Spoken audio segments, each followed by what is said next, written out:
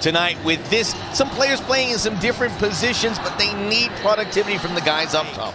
This is visiting RSL, and big news there. Chicho Arango, one of 4 changes into the 11 for Pablo Mastroeni. Certainly more so for Real Salt Lake, and talking to Josh Wolf, he knows they have played well. They just haven't scored goals or got results. No more excuses. They need to get both here tonight at Q2. We are underway. Austin in. The challenge with this front 3 is going to be Brian Vera and Justin Glad. Ooh. That gets all the way through for Luna.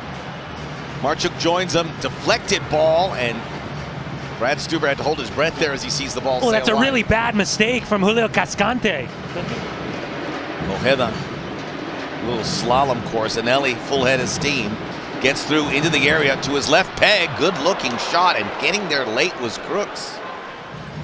Leads Austin in many categories. Vito again. I'm telling you, man, this guy continues to impress. Cutting it out. Crooks backing Galler. Straight to Zach McMath. Still in the Golden Boot race. Puts in a nice one for Luna, who gets by the first. Stuver there, but Cascante with an absolute rescue job. And I don't think either goalkeeper were coming up the big saves. That meant that they should be the undisputed #1 for Pablo. Ring. It's not a bad effort. Glancing in. Ducati. Ring. Beats his man. Goes to the boundary, chips it, and acquired an awkward but effective save from Zach McMath. Love a payoff here.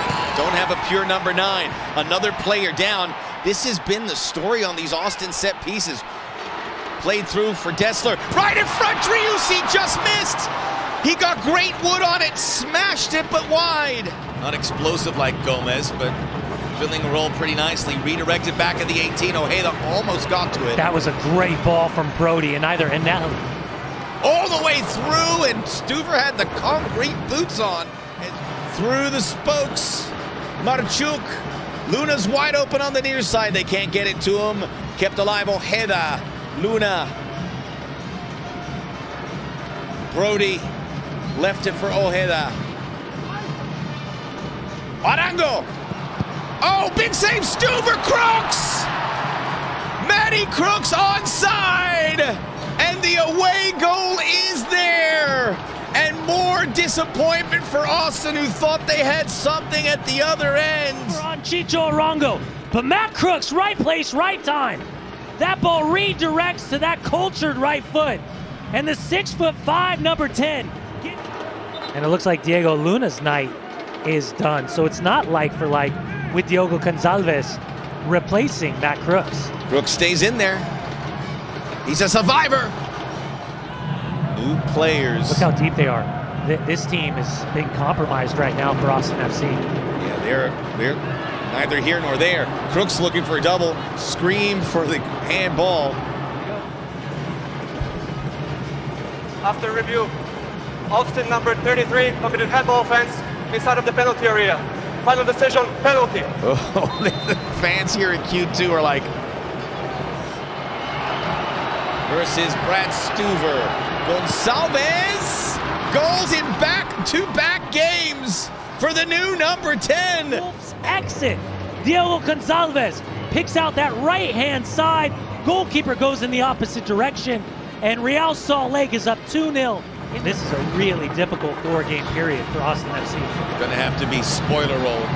Obrian, Driussi, not a bad effort. Zach McMath looking like he's gonna be very tough to beat. And 2-3 minutes later, given the responsibility of hitting the penalty. Yeah, he makes it really difficult on his manager, right?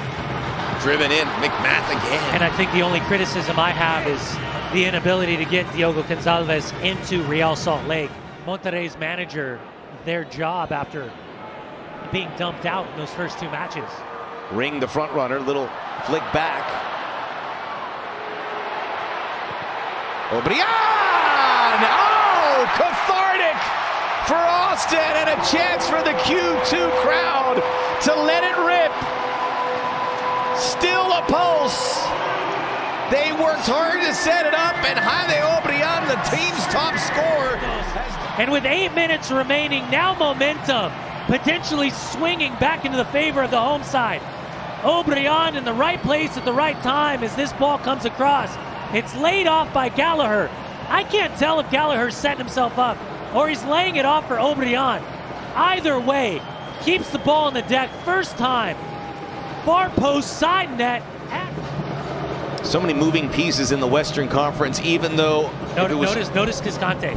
Look how nervous he is getting close to Anderson Julio. Julio drives by, hits the side net. I don't know if you noticed that, Max, but he was 1v1. Loose passes, really loose passes for Austin FC. Gallagher. Driussi, that one comes all the way through, a chance, point blank! And we are on level terms! Guilherme Bino, who gets his third goal of the season as a left back. Sebastian Driussi dropping in a pearl. Rescue all three. Keep an eye at the top of your 18-yard box. Bino, you can see Quinton telling Lachlan Brook to stay with him. We'll get a 2-for-1 here on the corner kicks. Number 5 and number 6 for RSL. Happy to keep it here. Another good header. Awkward one hop, but Stuber able to get it. They caught Diego Rubio in a pretty favorable position. O'Brien skirts away from Diogo. Nervous moments for RSL. Lines getting crossed. Pereira! Bino! Nelson Palacio with the initial clearance. Max, it's these last 10 minutes that makes it so maddening this season. O'Brien, Pereira, Driussi! O'Brien! Boundary cross, block McMath, it will be a corner. Zach McMath has a serious issue with that right arm. Once again, the throw in the outlet down the right-hand side, and that's it. What a collapse from Real Salt Lake.